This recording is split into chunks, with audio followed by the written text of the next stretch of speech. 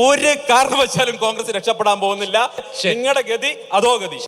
കോൺഗ്രസിന്റെ ഗതി അധോഗതി എന്നായിരുന്നു സന്ദീപിന്റെ പഴയ നിലപാടെങ്കിലും ഇപ്പോൾ മാറ്റമുണ്ടെന്നാണ് കോൺഗ്രസ് നേതാക്കൾ ആശ്വസിക്കുന്നത്.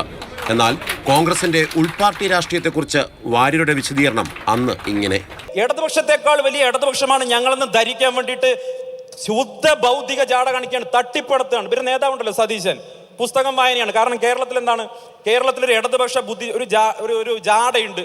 പുസ്തകം വായിക്കുന്നവർ ഞങ്ങളെന്തോ വലിയവർ. എന്നിട്ട് പ്രതിപക്ഷത്തിന്റെ ഒരു റോളും നിർവഹിക്കാതെ പിണറായി വിജയനെതിരായി ചെറിയ ചില കാര്യങ്ങൾ മാത്രം പറഞ്ഞുകൊണ്ട് പോകുന്ന ഒരു പ്രതിപക്ഷ നേതാവ്. ഞാൻ പറഞ്ഞു, ഈ ഇടതുപക്ഷ ജാർഗൺ ഉണ്ടല്ലോ, ഈ ഇടതുപക്ഷ ലൈൻ ഉണ്ടല്ലോ കോൺഗ്രസിലെ, ഇതാണ് കോൺഗ്രസിനെ മുച്ചൂട് നശിപ്പിച്ചത്.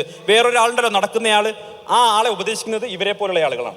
ഇതിനൊക്കെ പുറമെയാണ് സന്ദീപും ജ്യോതികുമാർ ചാമക്കാലയും മാതൃഭൂമി ന്യൂസിൽ സൂപ്പർ പ്രൈം ടൈമിൽ ഏറ്റുമുട്ടിയത്. തെമ്മാടികളെ കൊണ്ടുവന്ന് ഇന്ത്യയുടെ പ്രധാനമന്ത്രി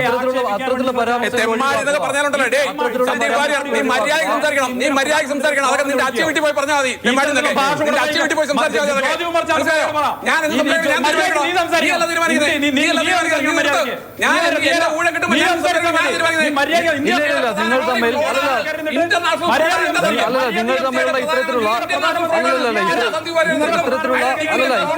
വ്യക്തിപരമായ പരാമർശങ്ങൾ വേണ്ട. സന്ദീപ് ജ്യോതികുമാർ ചാമക്കാല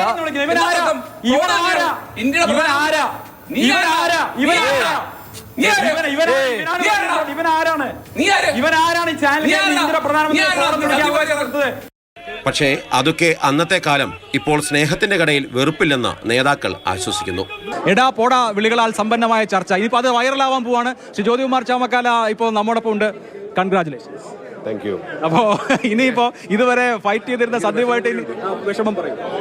ഒരു എതിരാളി കുറഞ്ഞു പോയി എന്നുള്ളൊരു വിഷമമുണ്ട്.